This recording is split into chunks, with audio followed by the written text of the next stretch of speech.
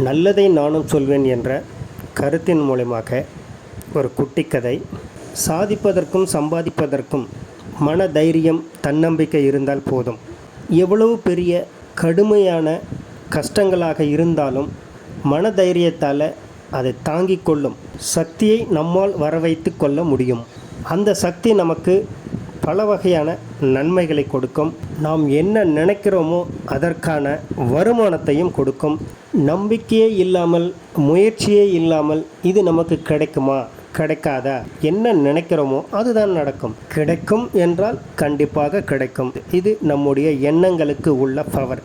இதற்கு ஒரு உதாரணம், நடுங்கும் குளிர் காற்று, வாட்டி வளைக்குது குளிர்.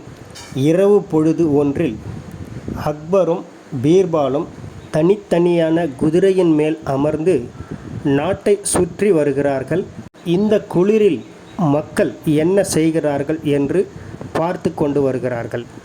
அக்பரும் பீர்பாலும் இருவருமே போர்வை போத்தி கொண்டு நடுங்கி கொண்டிருக்கிறார்கள். அந்த குளிரின் மூலமாக குளிர் அக்பரை வாட்டி வதைக்கிறது. குளிரின் காரணமாக அக்பர் பீர்பாலை பார்த்து சொல்கிறார், பீர்பால், இந்த குளிரின் கொடுமையை பார்த்தீர்களா? எதிரிகளுக்கு அஞ்சாத நெஞ்சம் கொண்ட நம்மையே இந்த குளிர் அஞ்ச நடுங்க வைக்கிறதே. குளிரின் கொடுமை தாங்க முடியாமல் நமது நாட்டு மக்கள் ஒருவர் கூட வாசலிலோ வீட்டிலோ எங்கேயுமே காண முடியவில்லையே. எல்லோருமே வீட்டுக்குள் கதவை சாத்தி கொண்டு முடங்கி கிடக்கிறார்களே. இப்படி இருக்கும்போது பக்கத்து நாட்டு திருடர்கள் நம் நாட்டில் வந்து ஏதாவது நம்முடைய வளங்களை திருடிச் சென்றால் நாம் என்ன செய்வது? எனவே இந்த குளிரை தாங்கக்கூடிய மன தைரியமும் உடல் வலிமையும் உள்ள நபர்களை உடனடியாக காவலர்களாக அமர்த்த வேண்டும். இந்த குளிரை பொருட்படுத்தாமல் யமுனை நதியில் ஒரு இரவு முழுவதும் கழுத்தளவு நீரில் நிற்க வேண்டும். அப்படி நிற்பவர்களுக்கு உடனடியாக 1000 தங்க பொற்காசுகளும், நம் நாட்டின் தலைமை காவலராகவும் நம் நாட்டை பாதுகாக்கும் தளபதியாகவும் வேலை வழங்கப்படும் என்று அறிவியுங்கள் என்று உடனடியாக ஆணையிட்டார். நாடு முழுவதும் தகவல் பரவியது. இந்த குளிருக்கு பயந்து, அதுவும் கங்கை நதியில் ஒரு இரவு முழுவதும் கழுத்தளவு தண்ணீரில் நிற்க முடியுமா? அப்படி நின்றால் நாம் உயிருக்கு என்ன கேரண்டி? நாம் செத்து மடிய வேண்டியதுதான் என்று பயந்து யாருமே வரவில்லை.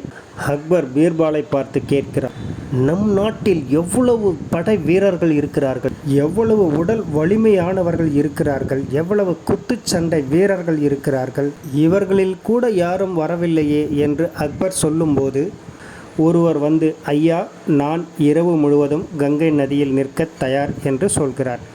அக்பரோ அவரை பார்க்கிறார். மிகவும் நெளிந்து ஒல்லியாக இருக்கிறார். அக்பர் கேட்கிறார், உன்னால் இந்த தண்ணியில் நிற்க முடியுமா? குளிரில் எங்களாலே தாங்க முடியவில்லை, உன்னால் எப்படி தாங்க முடியும்? வேண்டாம், நீ இறந்து விடுவாய். அவனோ, அரசே, காட்டில் போய் சிங்கத்தின் தலை முடியை கொண்டு வா என்றாலும் கொண்டு வருவேன். அந்த தைரியம் எனக்குள் இருக்கிறது. இந்த நீரில் என்னால் நிற்க ஏன் முடியாது என்று நீங்கள் நினைக்கிறீர்கள் என்று சொல்கிறான். அக்பர் சொல்கிறார், சிங்கம் காட்டில் வாழக்கூடிய மிருகம். அது ஒரு உயிருள்ள ஜீவன். அதை அடக்குவதற்கு பயிற்சி போதுமானது. வீரத்தாலோ விவேகத்தாலோ அடக்க முடியும். இது அப்படி அல்ல. பீர்பால் சொல்கிறார், அரசே, வீரமானவர்களோ விவேகமானவர்களோ இதுக்கு தகுதியானவர்கள் அல்ல. தைரியமும் தன்னம்பிக்கையும் விடாமுயற்சியும் உள்ளவன் மட்டுமே இதற்கு தகுதியானவன். இவரிடம் தைரியத்தையும் தன்னம்பிக்கையும் நான் பார்க்கிறேன். ஏன் இவருக்கு வாய்ப்பளிக்க கூடாது என்று கேட்கிறார். அக்பர் பாதுகாவலர்கள், படை வீரர்கள் இவரை பார்த்து சிரிக்கிறார்கள். அதில் ஒருவர் சொல்கிறார், பீர்பால், ஒரே அடியில் 10 பேரை பந்தாடக்கூடிய படை வீரர்கள் நாங்கள். எங்களாலே முடியாத ஒரு விஷயத்தை சாதாரணமான இந்த ஒரு ஆளால் எப்படி செய்ய முடியும் என்று சொல்கிறார்கள். பீர்பாலோ அவர்களை பார்த்து, அவர் 10 பேரை பந்தாடுகிறேன் என்று சொல்லவில்லை.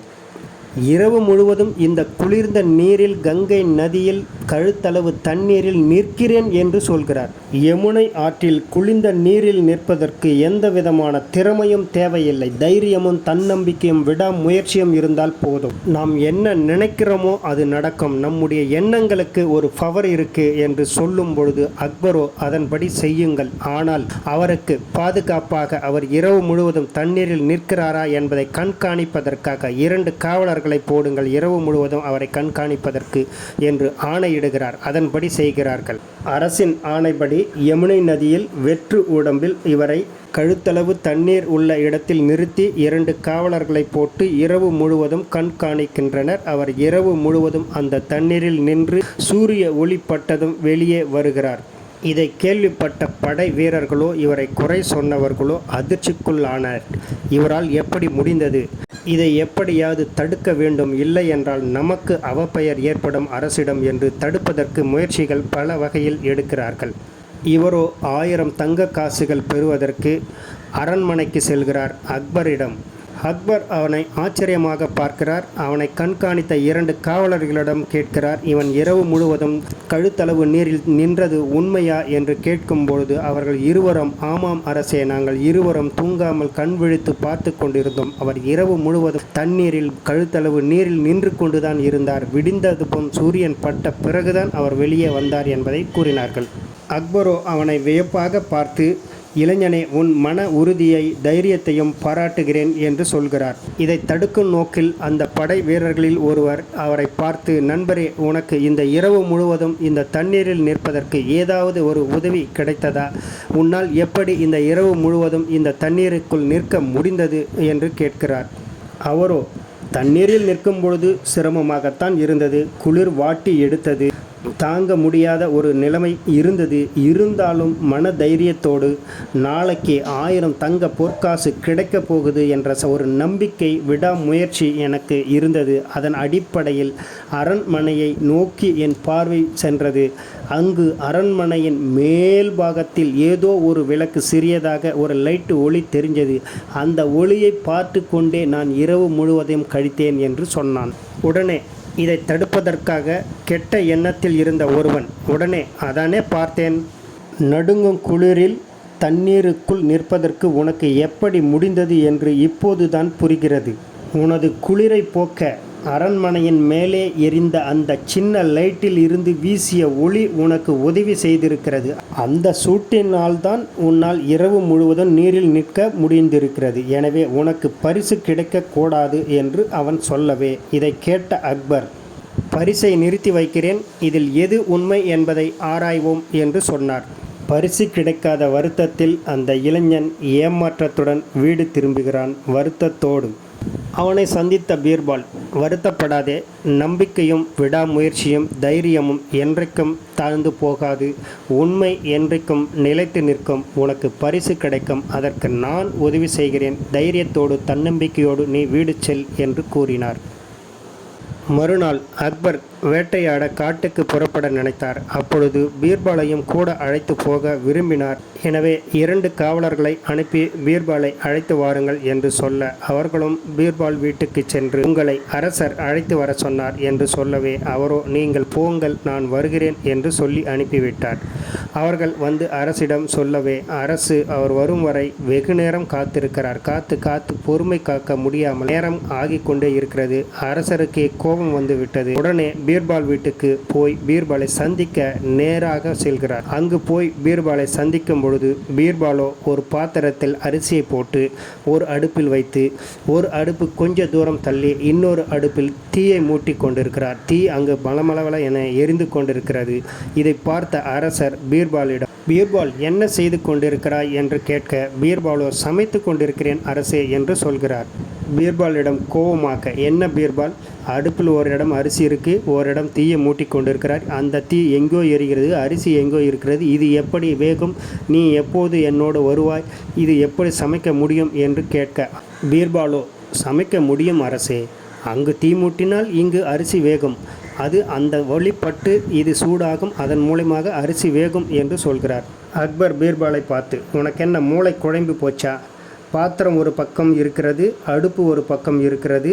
அதில் எப்படி சோறு வேகும், இதில் எப்படி சூடுபடும் என்று கேட்கிறார். பீர்பால், அரசே, நிச்சயமாக சோறு வேகும். யமுனை நதியில் தண்ணீருக்குள் இருந்த ஒருவனுக்கு அரண்மனையில் இருந்த வெளிச்சம் சூடு தந்திருக்கும் போது மிகவும் பக்கத்தில் இருக்கிறது அடுப்பு, அதன் பக்கத்தில் கொஞ்ச தூரத்தில் பாத்திரம் இருக்கிறது. எனவே சோறு வெந்துவிடும் அரசே. 5 கிலோமீட்டருக்கு அப்பால் இருக்கக்கூடிய அரண்மனை ஒளியின் மூலமாக நீருக்குள் இருப்பவனுக்கு சூடு கிடைக்கும் பொழுது 5 அடி தூரத்தில் இருக்கக்கூடிய இந்த நெருப்பின் சூட்டின் மூலமாக இந்த அரிசி சோறாக வெந்துவிடும் அரசே என்று சொல்ல, அப்பொழுதுதான் அரசருக்கு புரிகிறது நாம் தப்பு செய்துவிட்டோம் என்று. உடனடியாக அந்த நீருக்குள் நின்றவனை அழைக்க அரண்மனைக்கு ஆணையிடுகிறார். அவரோ அரண்மனைக்கு வருகிறார். இதை தடுக்க நினைத்தவர்கள் தலை குனிந்து நிற்கிறார்கள்.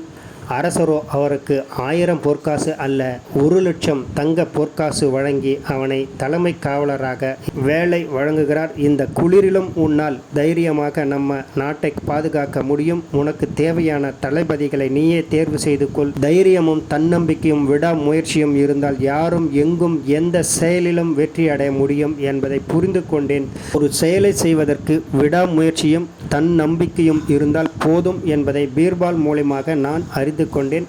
உனக்கான தங்க பொற்காசு தயாராக இருக்கிறது. 1,00,000 தங்க பொற்காசுடன் நீ உன் வேலையை இன்று முதல் துவங்கலாம் என்று அவனுக்கு வாழ்த்தி வழி அனுப்பினார் அக்பர்.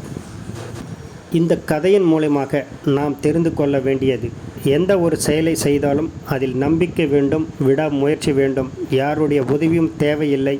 நம்பிக்கை உங்களை காப்பாற்றும், முயற்சி உங்களை வெற்றியடை செய்யும். நம்முடைய வெற்றியை தடுப்பதற்கு பல பேர் பல வகையில் முயற்சி செய்வார்கள். அதையெல்லாம் பொருட்படுத்தாமல் நம்மீது நாம் நம்பிக்கை வைத்து நம் செய்கின்ற செயலில் உண்மையாகவும் நேர்மையாகவும் இருந்தால் நம்முடைய வெற்றியை யாராலும் தடுக்க முடியாது என்பதை சொல்கின்றது இந்த கதை. இதுதான் உண்மையும் கூட. புரிந்து கொண்டு நாம் செயல்களில் செயல்படுவோம். நம்மீது நாம் நம்பிக்கை வைத்து நம் முன்னேற்றத்துக்கான பாதையை நாமே தேர்வு செய்து கொள்வோம். நன்றி.